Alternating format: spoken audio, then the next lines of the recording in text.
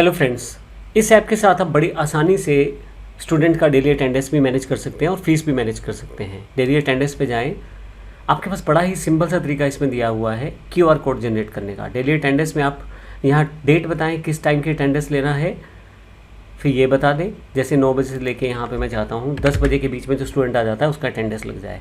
आप QR code generate करें, आपका इस टाइम का क्यूआर कोड यहाँ जनरेट हो जाएगा। देखिए 16 तारीख का हो गया है। क्यूआर करें, आप चाहें तो इसको प्रिंट आउट करके रख सकते हैं या स्टूडेंट को शेयर कर सकते हैं।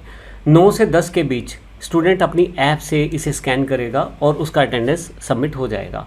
अब इसके लिए जो एप्लीकेशन है वो यही वाली है। आप अगर बैक टू टेस्ट पे जाएं तो यहाँ अगर मैं डैशबोर्ड पे चला जाऊँ तो डैशबोर्ड पे यहाँ पे स्कैन अटेंडेंस का बटन है स्टूडेंट बोर्ड में। तो जैसे ही वो यहाँ से स्कैन अटेंडेंस करेगा उसके पास उसका जो अटेंडेंस है वो सबमिट हो जाएगा।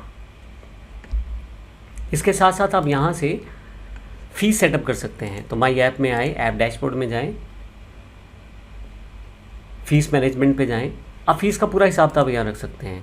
आप कौन से स्टूडेंट का फ़ीस का हिसाब किताब रखना चाहते हैं वो सिलेक्ट करें, कोर्स का फ़ीस कितना है वो सिलेक्ट करें और कोर्स का प्रोग्राम नाम क्या है वो सिलेक्ट कर लें। बैच नेम अगर है तो वो बता दें उसे। फ़ीस का मॉडल कौन सा है, क्या एडमिशन के साथ मंथली पेमेंट आएगी यानी कि पहले कुछ पेमेंट हो फिर मंथली, या केवल मंथली पैसा आएगा, या केवल मंथली के एडमिशन के साथ कुछ इंस्टॉलमेंट तय की गई हैं जैसे 5 इंस्टॉलमेंट हैं और या एक ही बार में पेमेंट है। तो जैसा पेमेंट है आप वैसा सेट कर लें। मैं मंथली सेट कर लेता हूँ। कब से स्टार्ट हो रहा है पेमेंट और कितना डिस्काउंट अगर आपने दिया है, अगर एडमिशन फ़ीस है तो कितनी है, नहीं है तो उसको भरने की ज़रूरत नहीं है। मैं कहता हूँ 1000 रुपये महीने का स्टूडेंट मुझे देगा तो मैं यहाँ ये बता दूंगा कि मंथली आएगी 5 इंस्टॉलमेंटें मेरे पास आएंगी यानी कि 5 मंथली मेरे पास पेमेंट्स आएंगी। तो टोटल इंस्टॉलमेंट कोर्स फीस कितना हुआ, 5000 हो गया। तो यहाँ मैं सबमिट कर देता हूँ। नंबर ऑफ़ इंस्टॉलमेंट भी 5 होगी, ये मैंने यहाँ रख दिया।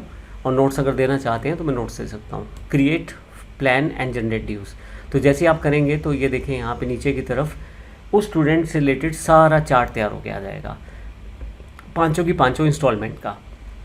अब अगर आपने पेमेंट ले लिया है तो यहाँ कलेक्ट कर लें।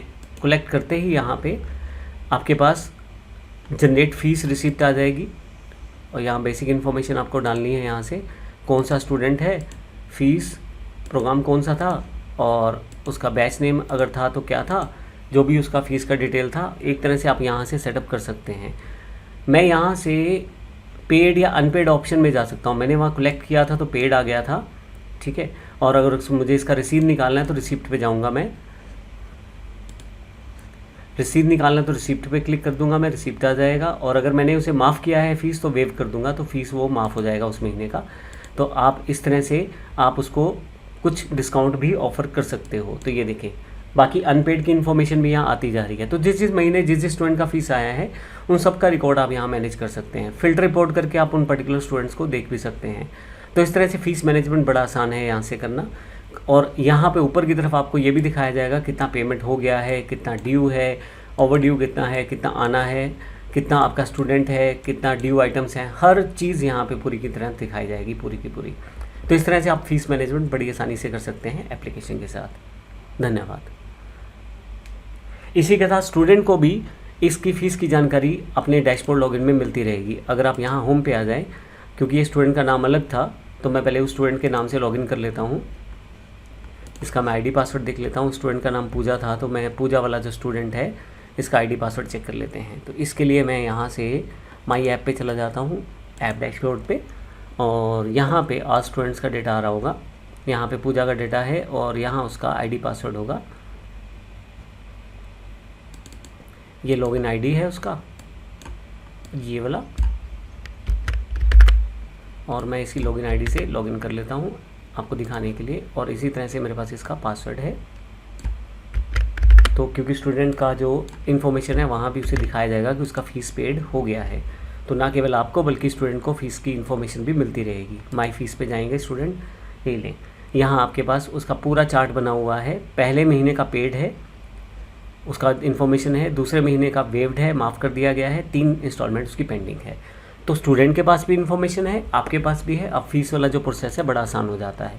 रिसिप्ट पे क्लिक करते ही स्टूडेंट को रिसिप्ट जनरेट हो गई, वहीं मिल जाती है।